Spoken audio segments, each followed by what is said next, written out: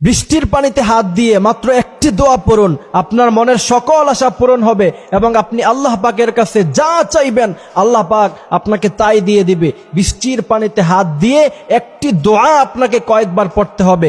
আপনি যদি এই দোয়াটা পড়তে পারেন ইনশাআল্লাহ আল্লাহ পাক আপনার মনের সকল আশা পূরণ করে দিবে এবং আপনার ভালোবাসার মানুষকে আপনার জন্য করে দিবে এবং এটার অনেক বেশি গুরুত্ব এবং ফজিলত আছে। প্রিয় ভাইয়েরা, বৃষ্টি আসলে আমরা গান ছেড়ে দেই, বৃষ্টি আসলে আমরা খিচুড়ি আর গরু গোশত নিয়ে বসে যাই, ঠিক কিনা? বৃষ্টি আসলে কিন্তু আমাদের দেশের মানুষগুলি এগুলি করে। কিন্তু আম্মা জান আয়েশা রাদিয়াল্লাহু তাআলা আনহা বলছেন, যখন বৃষ্টি আসতো তখন আল্লাহ রাসূল সাল্লাল্লাহু আলাইহি সাল্লামকে দেখতে পেতাম যে তিনি পেরেশান হয়ে গিয়েছেন। তিনি ভাবতেন, হায় হায় এখনই বোধহয় কিয়ামত হয়ে যাবে, হায় হায় কি যেন হয়ে যায় পৃথিবীর অবস্থা। তিনি মসজিদে চলে যেতেন, তিনি নামাজ পড়তেন।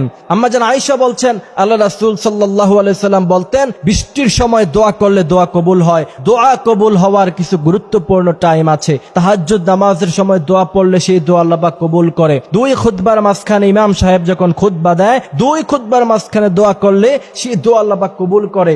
এরপরে ফরজ নামাজের সালাম ফিরানোর পরে দোয়া করলে আল্লাহ পাক সেই দোয়া কবুল করে। ঠিক এমনই সময় বৃষ্টির পানিতে হাত দিয়ে কোনো দোয়া করলে আল্লাহ রাসূল সাল্লাল্লাহু আলাইহি সাল্লাম বলছেন সেই দোয়া আল্লাহ পাক কবুল করে। আপনি যদি এই দোয়াটা পড়তে পারেন ইনশাআল্লাহ আল্লাহ পাক আপনার মনের সকল আশা পূরণ করবে। দোয়াটি হচ্ছে, আল্লাহ রাসূল সাল্লাল্লাহু আলাইহি সাল্লাম বলছেন, তোমরা বৃষ্টির পানি দেখলে বৃষ্টির পানিতে হাত দিয়ে পড়ো, আল্লাহুম্মা সাইয়্যিবান নাফিআ।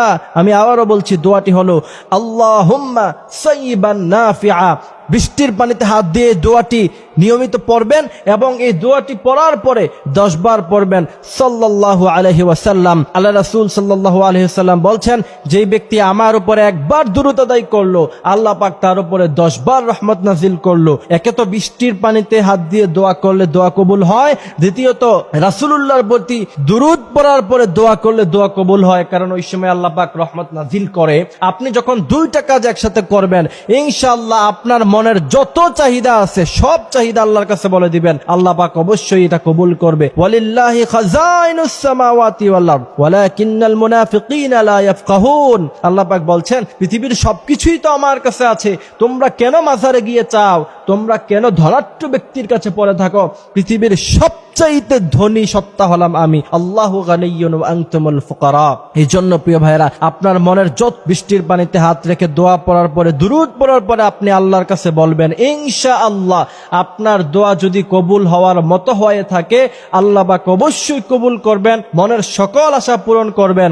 আপনাদের স্বামী স্ত্রীর মধ্যে ভালোবাসা নাই, ভালোবাসা সৃষ্টি করে দিবেন। সন্তান কথা শোনে না, সন্তানকে বাধ্য করে দিবেন এবং আল্লাহ পাক আপনার মনের সমস্ত আশা পূরণ করবেন ইনশাআল্লাহ। আল্লাহ পাক আমাদেরকে এই আমলটি করার তৌফিক দান করুক, আমিন।